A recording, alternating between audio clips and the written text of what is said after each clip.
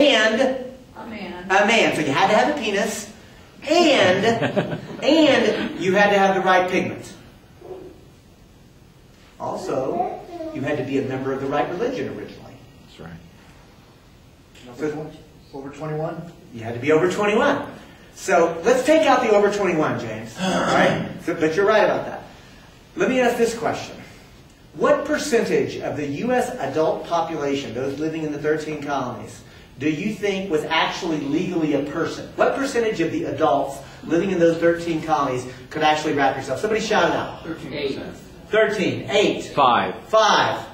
10. 10. Well, I gotta admit, like, y'all are so far the first sufficiently cynical crowd in Colorado that I've asked. Because usually the percentages come much higher, but the answer is 5 to 7%. I don't know what is it about this neck of the woods. Either you're already very well read, or you already have sufficient suspicion of how power operates. It's the altitude. It's the altitude. Of course, another way to say this is that 93 to 95% of the adult human beings living here were not actually legally persons. So let's just, in the same spirit of truth-telling, here's the truth. The original founding of this country, for all its beautiful rhetoric, was actually a founding violence. It's a founding violence, obviously, against the indigenous people who already lived here, who were subject to intentional, deliberate genocide.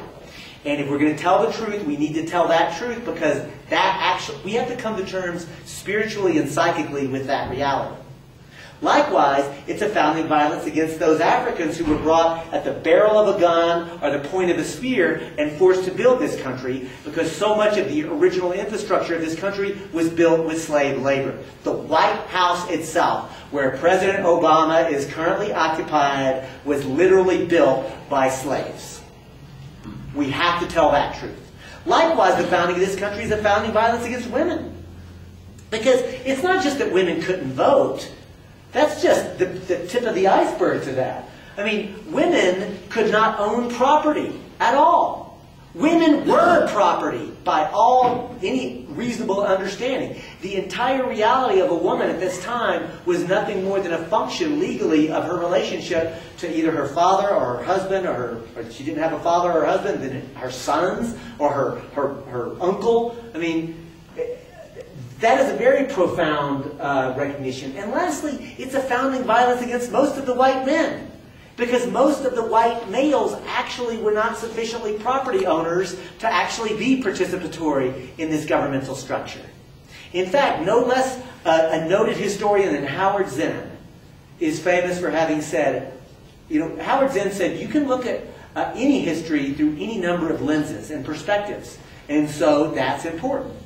One way, says Zinn, to look at U.S. history is by a series of struggles by actual human beings to be legally defined as persons under the Constitution. Think of it that way. One way, not the only way, but a very important way to think about the U.S. history is by those series of social movements and struggles for actual human beings to drive themselves as persons into the Constitution. Some people might say, all right, Cobb, you've got a scathing indictment about colonialism and imperialism of the 13th and 14th century. You've got a horrible example of how bad things were in the original founding of this country. But relax. Get over it. Women can vote. We got rid of slavery. It's all good. To which I like to say, au contraire, mon frère. Because now, honestly, it's time to reintroduce the entity of the corporation into this framework. To do so, I'm going to actually ask, does anybody know what it takes to create a corporation in Colorado today? $50. $50, and? You have to fill out a form to make sure that the name of your corporation is different from any existing corporation. And you have to, there's a couple of other I's that you have to dot and T's that you have to cross. But the gentleman is absolutely correct. To create a corporation in Colorado today, you pay $50, file your paperwork, and do you know what the Secretary of the State of Colorado will do? Ken? Had we been so fortunate for you to have been elected, what would you have been required to do? Issue a document that says your corporation. He would have issued a document that said we're a corporation. He would, under law, be required, obliged to rubber stamp it and issue a charter. And in fact, it's so easy to create a charter that a group of colleagues and activists that I work with, in order to really do a little political stunt to prove this, and here's a hint, in the state of Virginia, a group of activists got together to form a corporation that they said, we are going to grow a plant and then manufacture a product and distribute it such that if you use our product in the way that we will advertise it to be used, we know it will kill people. And therefore, we are asking to incorporate Kill the People Incorporated. And they sent their check to the state of Virginia, and do you know what the Virginia Secretary of State did? Cashed the check and issued the charter.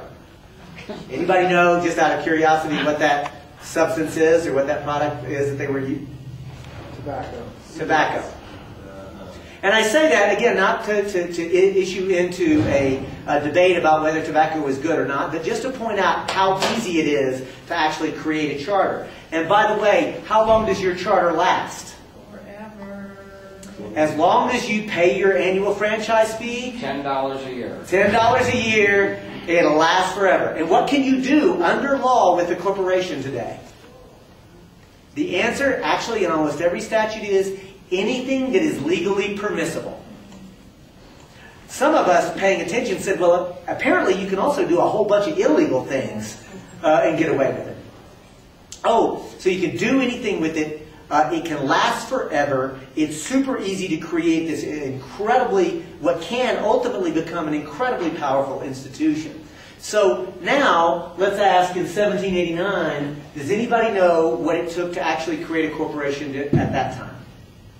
Right, first of all, I'll tell you that you had to get a bill introduced in the lower house, and it had to pass by a majority, and then that same bill had to go to the upper house, and it had to pass by a majority, and then the governor had to sign it. Does that sound like anything that we can think of today? Say it again. A law. Hey, Ken, you were in the legislature for 16 years. How hard is it to pass a law? If it's a good one, it's hard. That's the kind of clever thinking we want back in government. If it's a good one, it's hard.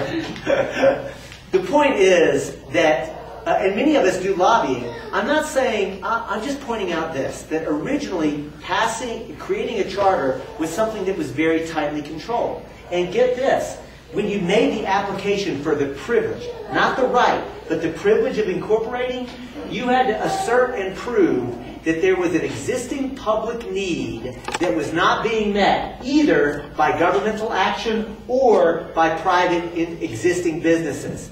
Because the privilege of incorporating meant that you got the privilege of limited liability. Now they said, hey, look, if you want to do this business on your own, but still not get limited liability, then you can do it. But if you want the privilege of incorporation, then you have to prove a public need that is existing. And here's something. How long do you think those original corporations lasted? 7 years, 10 years. The most they ever lasted was 20 years, at which point they automatically dissolved. Automatically dissolved. At which point, if you wanted to continue, you had to go through the process all over again and prove that you were still acting in the public interest, that there was still a need to get this incredible privilege of limited liability. And get this, even if within that 7, 10, or 20-year period that you were granted the charter, if you were ever found to act outside the public interest by, I don't know, poisoning a river or the Gulf of Mexico or polluting the air or doing mining operations in such a way that despoiled the environment or killed workers, do you know what happened to your corporation? It was killed. The charter was revoked. The corporate death penalty was imposed. Folks, what I'm asking you to recognize is that our legacy, our history, this is not just David Cobb's wishful thinking on how to treat the corporation. This is not just the Green Party's platform on how to treat the corporation, although it is. Point I'm making is that the American historical experience, our historical legacy, is, at least for the first 75 to 100 years of this country, the corporation as an instrument, as an entity, was appropriately controlled. It wasn't just, we hoped that it would do good like the nice corporation, and count upon good-natured people to be running it to do good